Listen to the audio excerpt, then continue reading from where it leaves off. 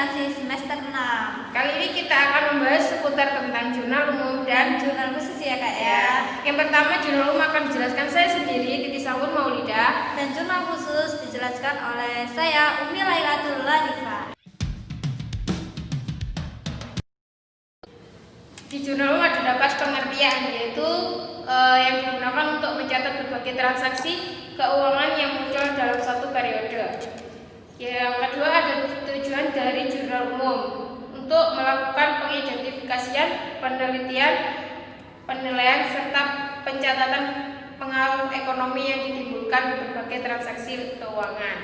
Yang ketiga, ada fungsi jurnal umum tersendiri, yaitu terdapat ada 5 fungsi. Yang pertama ada fungsi historis, di mana dilakukan berdasarkan tanggal terjadinya transaksi. Yang kedua ada fungsi pencatatan, yaitu digunakan untuk mencatat setiap transaksi yang terjadi dalam perusahaan. Yang ketiga ada fungsi analisis. Pencatatan dalam jurnal merupakan hasil analisis transaksi berupa pendebitan dan pengkreditan yang akan terpengaruh. Yang keempat ada fungsi instruksi, yaitu catatan dalam jurnal umum merupakan perintah untuk mendebit dan mengkreditkan sesuai dengan catatan dalam jurnal. Yang kelima ada fungsi informatif, yaitu catatan dalam jurnal umum memberikan penjelasan mengenai bukti pencatatan transaksi yang terjadi. Yang terakhir ada manfaat jurnal umum tersendiri. Berdasarkan fungsinya tadi, ada beberapa manfaat jurnal umum yang bisa didapatkan oleh suatu perusahaan. Di antaranya yang pertama ada untuk mendapatkan informasi tentang akan terjadinya pertambahan atau pengurangan suatu perkiraan. Yang kedua ada untuk mengetahui jumlah yang akan dicatat pada satu atau lebih perkiraan. Yang ketiga ada mengetahui jumlah yang didebit atau dikredit bahwa mesti seimbang. Yang keempat untuk mengetahui jumlah yang sudah diposting ke perkiraan yang tepat pada buku besar sesuai perkiraannya dengan membuat tanda atau referensi. Yang kelima yaitu untuk mengetahui jumlah yang sudah diposting ke perkiraan yang tepat pada buku besar sesuai nomor perkiraannya dengan membuat tanda atau referensi. Selanjutnya saya akan menjelaskan tentang jurnal khusus. Nah, pengertian dari jurnal khusus itu sendiri yaitu jurnal yang dikelompokkan menurut jenis transaksinya masing-masing. Nah, manfaat dari jurnal khusus yang pertama, menyebabkan terjadinya pembagian kerja, itu pasti ya guys. Yang kedua, itu memudahkan untuk memposting ke akun buku besar. Yang ketiga, memungkinkan pengendalian intern yang lebih baik. Dan yang keempat, kita dapat menghemat biaya dan tenaga. Adapun juga jenis jurnal khusus. Yang pertama ada pengeluaran kas, penerimaan kas, pembelian, penjualan, dan jurnal umum. Nah, pengertian dari penerimaan kas yaitu buku harian khusus untuk mencatat semua transaksi penerimaan tunai baik berupa cek maupun berupa kas. Nah, contohnya seperti penerimaan piutang, penerimaan uang dari penjualan tunai, dan lain-lain.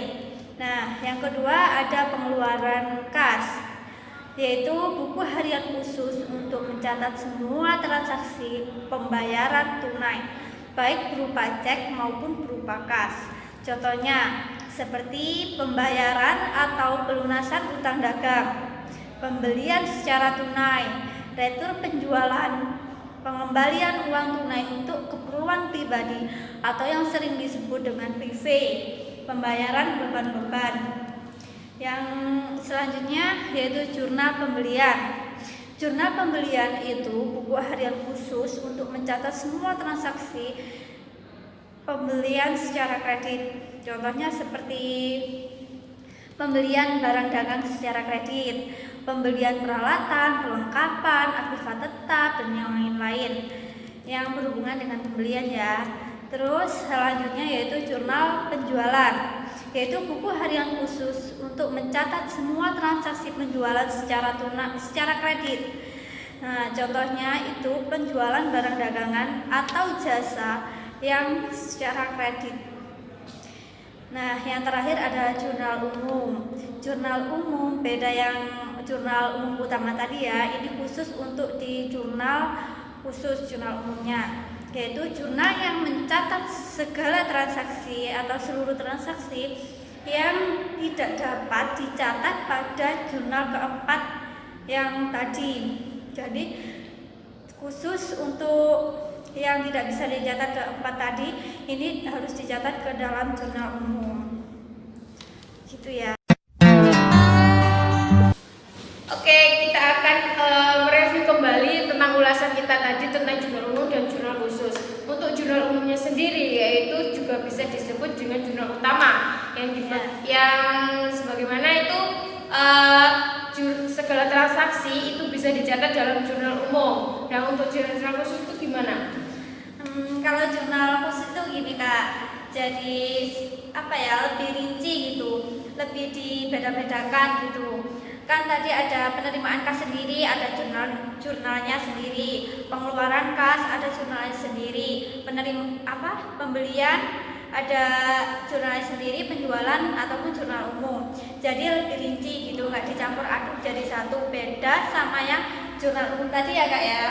Itu dicatat keseluruhan sesuai tanggal transaksinya. Kalau jurnal khusus ya tadi itu ya Kak ya. Jadi mudah banget ya Kak aplikasi itu ya Kak ya. Mudah banget. Jadi jangan ragu ragu untuk ke STI Widya Lumajang dan ke jurusan akuntansi pastinya. Pokoknya itu kalau sekolah di sini itu menyenangkan sekali ya Kak ya. Pokoknya apalagi dosen akuntansi itu wow, pintar-pintar banget ya Kak ya. Keren pokoknya STI Widya Lumajang. Oke, sekian dari kami dari mahasiswa STI Widya Lumajang dari akuntansi ya Kak ya. Dari semester 6. Apabila ada salah kata mohon dimaklumi ya Kak ya. Kita kan masih belajar juga ya Kak. Kita sama-sama belajar lah. Ya. Terima kasih ya. Assalamualaikum warahmatullahi wabarakatuh.